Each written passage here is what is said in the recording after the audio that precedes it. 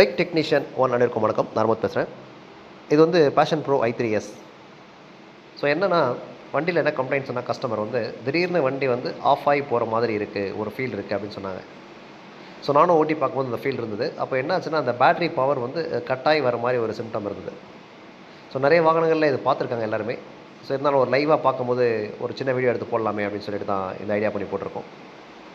So நம்ம வந்து கண்டுபிடிக்கிறது, ஒயரிங் கட் ஆயிருச்சுன்றது தெரிஞ்சிச்சு. இப்போ நம்ம ஷேக் பண்ணதே தெரியுது உங்களுக்கு. ஒரு ஒயர் வந்து கட் ஆகிருக்கும், இல்லைனா வந்து அந்த சாக்கெட் லூஸாக இருக்கும், அதாவது அந்த கீப்பில் சாக்கெட் லூஸாக இருக்கும், இல்லைனா ஒயர் கட் ஆகிருக்கும் அப்படின்றது நம்ம என்ன பண்ணணும், கிட்டத்தட்ட ஒரு 5 நிமிஷத்தில் கண்டுபிடிச்சிடறோம்.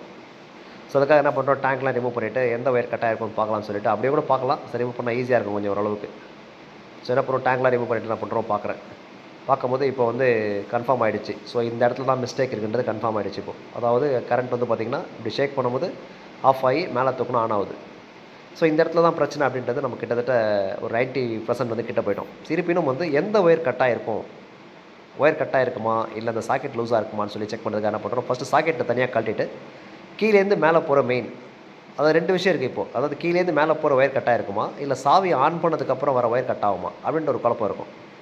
ஸோ அதுக்கு என்ன பண்ணுறேன்னா, இப்போ கீழேருந்து மேலே ஒரு ஒயர், ரெட் கலர் ஒயரில் என்ன பண்ணுறேன், ஸ்ட்ரைட்டாக வந்து டெஸ்டரை போட்டு என்ன பண்ணுறேன்னா, இப்போ வந்து செக் பண்ணுறேன். ஏன்னா கீ ஆனில் கட் ஆகுதா ஆஃபில் கட் ஆகுதான்னு பார்க்குறேன்.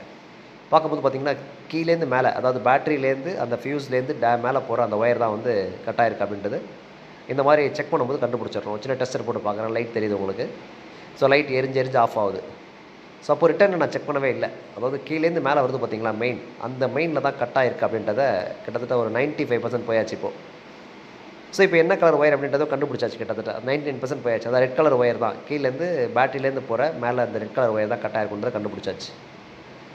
ஸோ இது வந்து ஒரு சின்ன எளிய முறை. இது எப்படி இந்த பிரச்சனை வருது அப்படின்னு பார்க்குறதுக்கு நிறைய நண்பர்கள் இதை அட்டன் பண்ணியிருப்பீங்க. ஸோ ரெகுலராக இந்த வண்டி பார்க்குறவங்களுக்கு இது சாதாரணமாக இருக்கும். ஸோ கரெக்டாக பார்த்தா இந்த ஒயர் கட் ஆகிருக்கு கரெக்டாக, அதாவது ரெட் கலர் ஒயர் தான் கட் ஆகிருக்கு. ஸோ இந்த இடத்துல கட் ஆகுது கரெக்டாக. ஸோ கீழே மட்டும் ஃபுல்லாக எதுவும் ஒயரை கிளிக்காமல் நல்லா அந்த ஒயரை மேலே தள்ளிட்டு, அந்த ஸ்லீவ் வரும் மேலே பேஷன் ப்ரோவில், அதை ஃபுல்லாக கிளிக்காமல் கீழே மட்டும் அந்த கேப் வரைக்கும் கரெக்டாக பார்த்திங்கன்னா கட் பண்ணியிருக்கேன். கொஞ்சம் தான் அந்த ஸ்லீவ் கழிச்சிருக்கேன். ஃபுல்லாக கழிச்சா வேஸ்ட் ஆகிடும். ஸோ சின்ன பதிவு. நன்றி, வணக்கம்.